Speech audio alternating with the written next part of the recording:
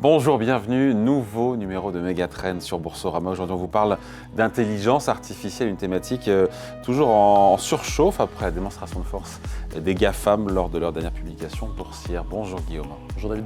Guillaume Villers, gérant thématique chez CPR AMD, géant de la tech américain qui était attendu au tournant, évidemment, comme à chaque trimestre, sur leur capacité à délivrer, à monétiser tous ces gigantesques dépenses d'infrastructures. Est-ce que globalement, on n'a pas été déçus ? On n'a pas du tout été déçus. Globalement, plutôt, on est passé d'une phase d'expérimentation et de développement technologique de l'IA à une vraie phase de monétisation. Et c'est ce qu'on a vu notamment lors de la dernière publication de résultats en avril, des GAFAM et des hyperscalers, les grands fournisseurs de cloud public, avec une accélération forte de leur croissance sur la partie cloud. Et donc on se retrouve aujourd'hui avec un vrai cap qui est franchi, puisqu'on se retrouve avec $1 trillion de carnets de commandes sur la partie cloud, qui seront convertis dans les, 3 à 5 prochaines années. Donc là, c'est vraiment une promesse contractuelle réalisée par les entreprises pour justement prendre et réserver des capacités de calcul chez ces hyperscalers. Donc là, c'est vraiment un changement de cap. On est passé à la phase de déploiement industriel de l'IA, où on vient automatiser quelque part la croissance. Donc c'est plus seulement des investissements, il y a encore des investissements en rafale de la part des hyperscalers et des gens de la tech, mais il y a des revenus et des carnets de commandes et des contrats, et c'est ça qui change tout. C'est l'évolution du débat, je crois, sur les 8 derniers mois. Il y a 8 mois, on parlait évidemment de la rentabilité des CAPEX, une phase d'investissement très massif de la part notamment d'OpenAI et de ces hyperscalers. Et toute la question se posait sur cette monétisation. À l'époque, on pouvait simplement regarder, pour juger cet usage, la génération de tokens. Donc à travers quelques indicateurs, mais c'était compliqué parce qu'il n'y avait pas vraiment de monétisation très forte. Là, depuis quelques mois, on voit une accélération de cette monétisation, pas seulement donc, chez les hyperscalers, mais aussi chez les grands fournisseurs de modèles. Et donc on a par exemple OpenAI et Anthropic qui très récemment ont communiqué sur leur tendance de revenus.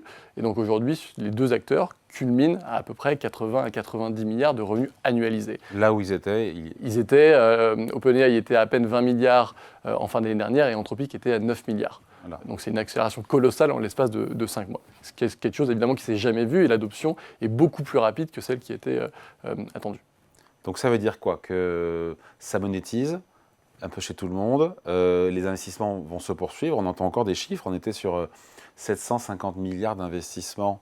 Alors, il faudra m'expliquer dans quoi exactement. On parle maintenant de 1000 milliards pour 2027, c'est toujours plus. Exactement, donc ça c'est aussi un petit peu la surprise de cette dernière publication des GAFAM. Qui investit dans quoi ?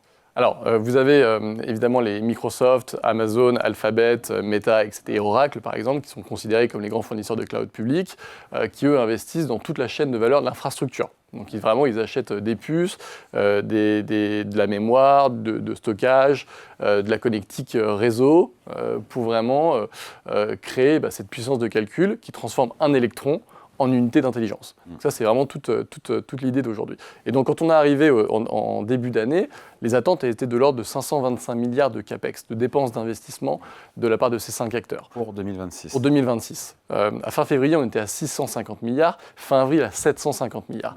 À l'intérieur de ces investissements, il y a évidemment une partie qui est liée à l'inflation des composants, parce qu'on évolue dans un monde qui est très limité en termes de capacité de production, de galettes, de substrats, donc de vraiment les puces, qui sont disponibles chez Nvidia par exemple. Parce qu'il y a une demande en plus. Parce qu'il y a une pénurie, parce qu'il y a une demande qui est largement supérieure à l'offre.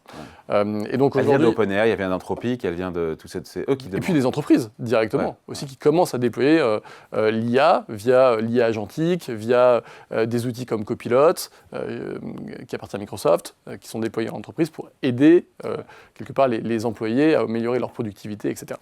Mais donc pour revenir simplement à cette idée de CAPEX, donc on va dire 30% est lié à l'inflation des composants et 70% de cette augmentation est liée à vraiment une demande, effectivement, volume qui est largement supérieur à ce qu'on pouvait attendre.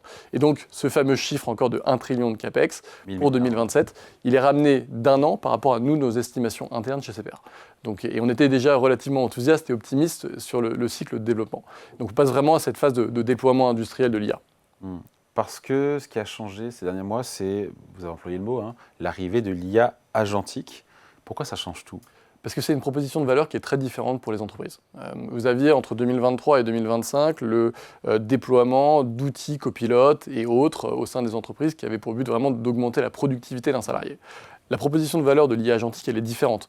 Vous venez quelque part remplacer, automatiser une tâche qui était jusqu'à présent réalisée par un salarié. Et donc vous avez un transfert de ces budgets de salaire théorique vers des budgets IT / de génération de tokens. Et donc, on vient transformer cet électron en unité d'intelligence, ce que je disais tout à l'heure. Au détriment de l'emploi. Nécessairement au détriment d'une partie de l'emploi. Après, moi, je ne suis pas du tout fervent et adepte d'un scénario apocalyptique, je dirais, où on a une baisse drastique du nombre d'emplois. Je pense qu'il va y avoir un déplacement de la main-d'œuvre. Et on le voit notamment aux États-Unis, par exemple, dans l'industrie de la construction des centres de données, il y a une pénurie de 500 000 emplois. Mais simplement, on va avoir une période de frottement, de flottement, à mesure qu'on réévalue les compétences pour réorienter bien évidemment les jeunes, notamment, et les exécutants vers des métiers à plus forte valeur ajoutée finalement. Est-ce que ces IA agentiques, il faut expliquer, sont capables de raisonner, de planifier et d'utiliser des outils. Et à la place des humains. À la place des humains, évidemment. Donc le but, c'est vraiment de la réalisation d'une tâche de A à Z par des agents. Et donc maintenant, on fait des agents d'agents. Donc on vient orchestrer quelque part une tâche de travail en utilisant évidemment des outils, planifiant des tâches, etc. etc. Et donc ça, c'est véritablement une révolution. Et il y a eu un vrai... Là, on est dans les entreprises, là, carrément. On est dans les entreprises. Là, vraiment, c'est le cas d'usage chez un Total, chez Amundi ou CPR Asset Management, etc. etc. Ouais. Potentiellement, toutes les industries sont concernées. Potentiellement, toutes les industries. Après, je reviens juste sur les carnets de commandes, parce qu'il y avait ce chiffre de 1000 milliards pour le coup d'investissement pour 2027 dans les infrastructures. 1000 milliards, c'est aussi le carnet de commandes d'ici, dans les prochaines années, aussi pour bon nombre de GAFA. Donc, encore une fois, il y a du carnet de commandes. Hein. Google disait que sur son carnet de commandes actuel, qui est aux alentours des 450 milliards, 50% se convertiraient dans les 2 prochaines années. Donc c'est une véritable accélération. Commande en quoi? Commande encore une fois en infrastructure? Des commandes de puissance de calcul. C'est les entreprises vraiment qui viennent sécuriser un approvisionnement en puissance de calcul pour les prochaines années. Exactement. Alors pas en puce directement, mais en location de puces. Ok.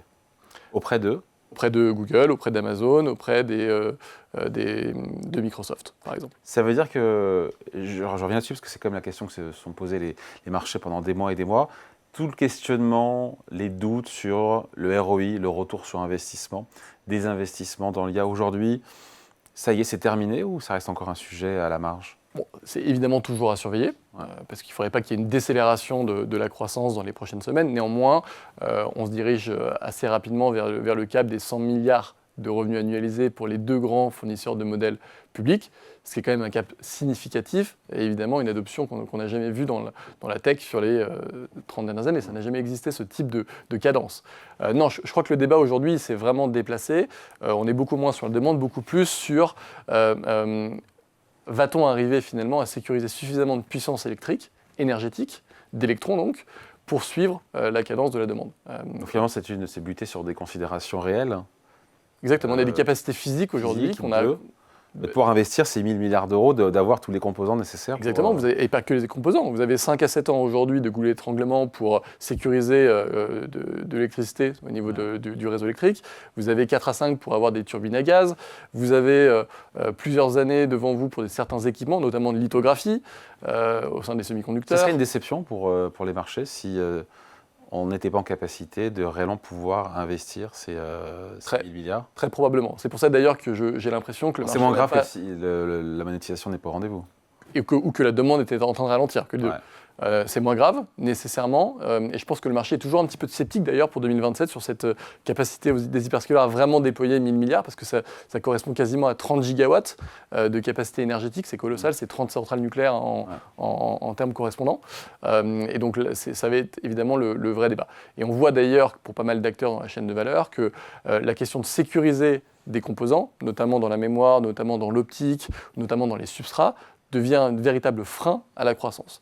Et donc là, il faut être aussi vigilant d'un point de vue des investisseurs à ce que les estimations de croissance ne soient pas trop élevées et qu'on ait un risque de déception dans les prochains trimestres. Bon, sachant que certains disent, alors c'est vrai qu'au global, la bourse américaine, Wall Street, la tech est au plus haut, malgré encore une fois le conflit au Proche-Orient qui ne donne pas de signe d'apaisement pour le moment. Mais au global, est-ce que le secteur est cher? Est-ce qu'il y a de l'emballement sur certaines valeurs? On attend d'ailleurs les résultats d'NVIDIA jeudi soir. Comment on juge ça? On se dit l'IA plus fort que la guerre? Pour le moment, on a été véritablement dans une histoire de révision fondamentale, quelque part, puisque c'est vraiment l'augmentation des bénéfices par action future qui a permis au secteur de caracoler depuis quelques mois. Donc on n'est pas été dans un emballement de bulles de valorisation, etc. Par contre, il faut quand même évidemment faire attention. Il y a certains acteurs, par exemple, qui se sont cotés très récemment, qui font preuve d'un certain engouement, où il y a une circularité, par exemple, où l'actionnaire principal se retrouve aussi le client principal de l'acteur. Par exemple, Cerebras Systems, qui s'est coté il y a quelques jours sur des valorisations très élevées. Et maintenant, le premier jour, l'entreprise a ouvert à plus de 100% sur son cours de bourse, a terminé en clôture à 68%, après avoir révisé plusieurs fois en plus le prix de l'introduction en bourse. Donc nécessairement, c'est quand même des signes que... Il y a un peu d'emballement. Un peu d'emballement. Il faut, en tant qu'investisseur, de toute façon, être relativement sceptique et vigilant sur ces signes. Nécessairement au global dans la chaîne de valeur, que ce soit les Nvidia ou autres, il n'y a pas de signe qu'on est sur des niveaux de valorisation qui soient trop extrêmes. Donc si on résumait ce qui rassure et ce qui inquiète en matière d'IA aujourd'hui? Ce qui rassure, c'est évidemment la demande, la monétisation. Ça, c'est extrêmement clair pour moi aujourd'hui. On est passé outre cette phase de rentabilité de ce questionnement. Par contre, ce qui inquiète, c'est évidemment la capacité ensuite à servir cette demande. Donc, quels sont les goulets d'étranglement qui aujourd'hui limitent la capacité de l'industrie à grossir? En matière de... Exactement. Et puis, toujours faire attention aussi à ces IPO qui vont arriver. On a Anthropic qui devrait se coter en bourse en fin 2026. OpenAI qui se questionne également sur le timing. Ce sera évidemment des sujets à monitorer pour les investisseurs dans les prochains mois. Ils vont rentrer dans une phase de communication qui va être un peu plus institutionnelle aussi, faire un petit peu moins de sorties médiatiques très récurrentes. Donc on va voir comment est-ce que prend le marché, comment le marché s'habitue aussi à cette nouvelle cadence. Allez, merci beaucoup. Explication signée Guillaume Hudeviller, gérant thématique chez CPRM. Merci. Merci David. Et Megatrend revient dans quelques jours sur Boursorama.